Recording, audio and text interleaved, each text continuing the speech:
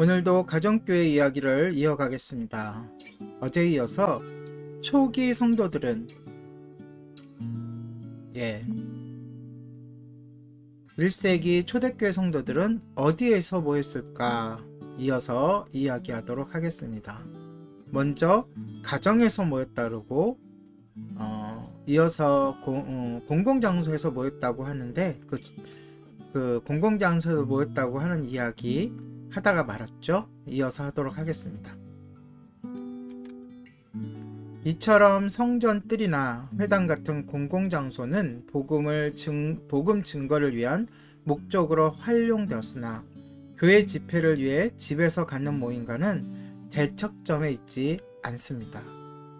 그러한 공공장소에서의 모임은 엄밀하게 교회 모임이 아니었던 것입니다. 공식적인 교회 모임이 아니었죠. 성전이나 회당 같은 종교 건물에 대한 애착은 일시적이고 과도기적인 전적으로 유대 그리스도인들만의 공유하는 경험이었습니다. 신성한 종교 건물의 역할은 종식되었으며 더 이상 하나님의 계획의 일부가 아닙니다. 이는 예수님께서 요한복음 4장 21절에서 24절에서 21절에서 24절 한번 찾아 읽어보십시오.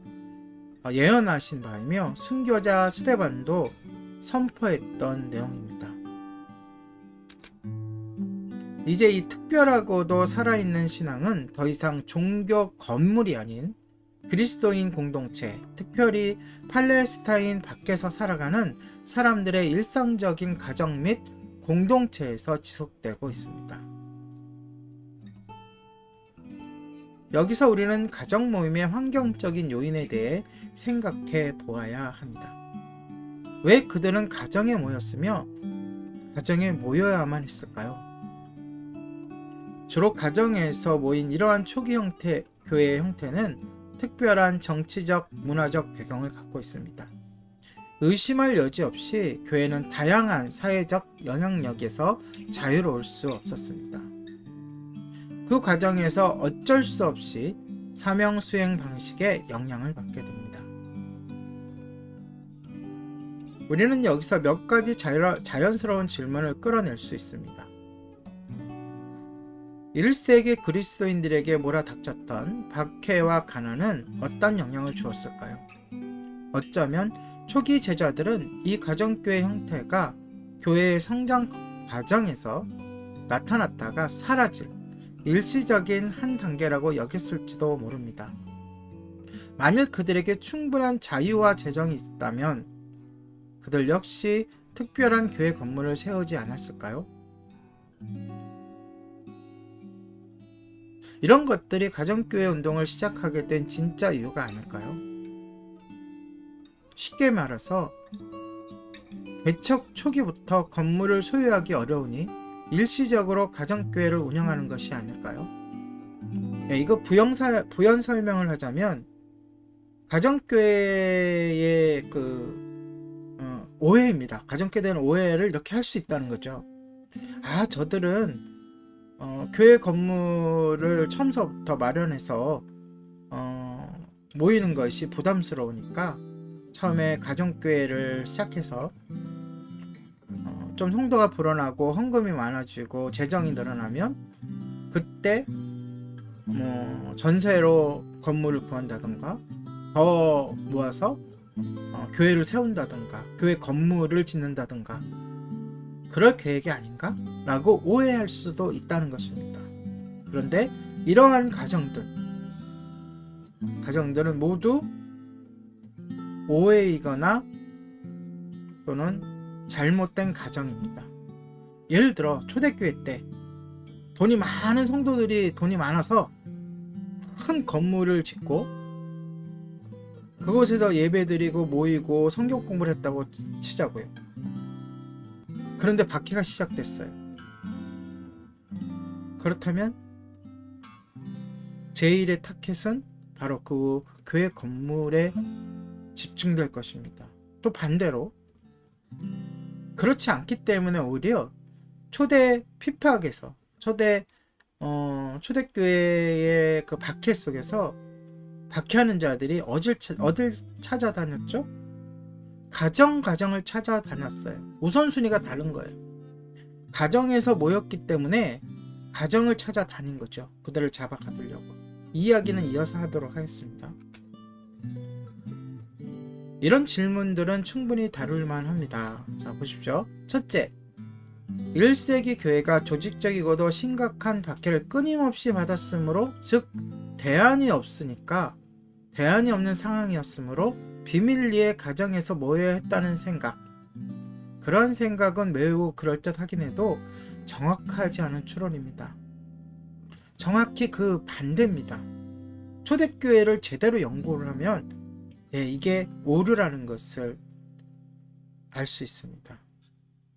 인정받는 역사 연구에 따르면 그 시기에, 초대교회 시기에 발생한 조직적이고 심각한 박해는 대개 산발적이고 국지적이었다는 것입니다.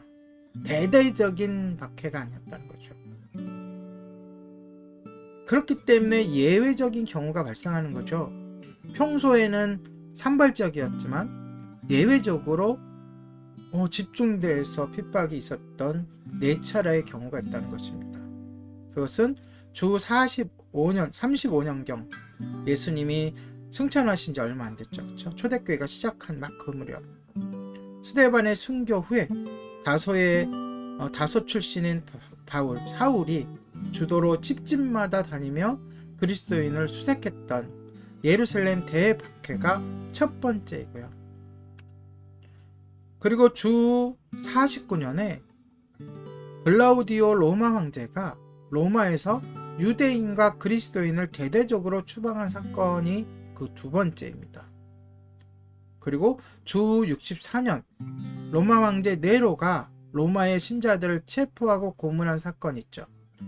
로마 구도시를 불태우면서 그리스도인들에게 모함을 해서 방화자라고 모함해서 체포하고 고문하고 죽인 사건. 그것이 세 번째입니다. 세 번째.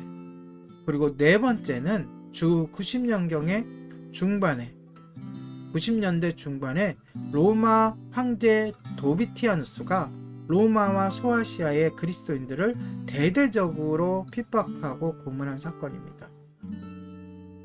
이 네 가지 박해 외에는 신약 성경에 기술된 대부분의 박해는 교회 전반에서 발생한 것이라기보다는 흥분한 폭도들에 의해서 한 지역에 국한에 발생했으며 대부분 특정 개인, 즉 베드로 또는 요한, 스데반, 바울 등에게 가해진 사건들이었습니다. 그러니까 이것 때문에, 핍박 때문에 가정교회로 모일 수밖에 없었다라고 하는 것은 큰 호소력이 없는 주장입니다. 오히려 바울 같은 경우에는 집집마다 쫓아다니며 모여서 예배드리던 사람들을 잡아 가두죠. 만약에 핍박을 피하기 위해서라면 가정에 모여서는 안 되는 것이었습니다. 초대교회 성도들은요, 핍박을 피하지 않았고요. 오히려 차라리 그럴 바에는 멀리 이사를 갔습니다. 그리고 또 가정에서 모였습니다. 그 외에 다른 시기에 초창기 예루살렘 교회가 유대, 갈릴리, 그리고 사마리아 지역에서 그랬던 것처럼 사실상 이웃들과 좋은 관계를 유지했다는 것이 또 그 제 주장을 뒷받침하고 있습니다.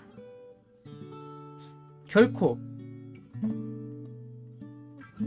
그리스도인들이 사회적으로 문제아들이 아니었다는 거죠.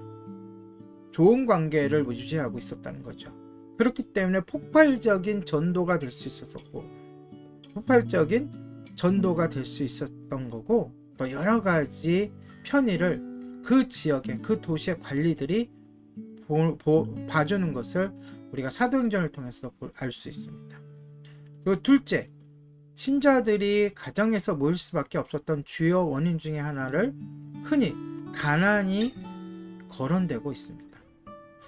가난했기 때문에, 아까 얘기했었죠. 가난했기 때문에 집에서 모일 수밖에 없었다. 건물을 짓거나 살 능력이 없었다.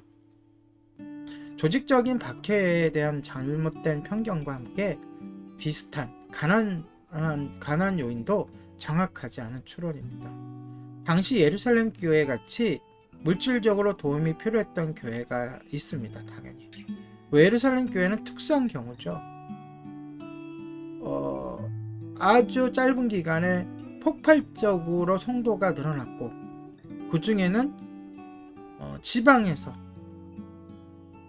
절기를 지키려 왔던 사람들이 집으로 돌아가지 아니하고 거기 남아서 함께 생활했기 때문에 어쩌면 당연히 재정적으로 도움이 필요하게 되었을 것입니다.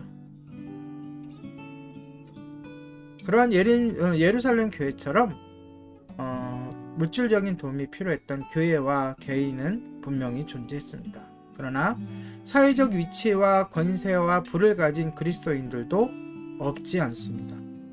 성경에도 많이 그들이 언급되어 있는 것을 알 수 있습니다. 여기에 대한 이야기는 내일 더 구체적으로 계속해서 나누도록 하겠습니다. 오늘의 가정교회 이야기였습니다.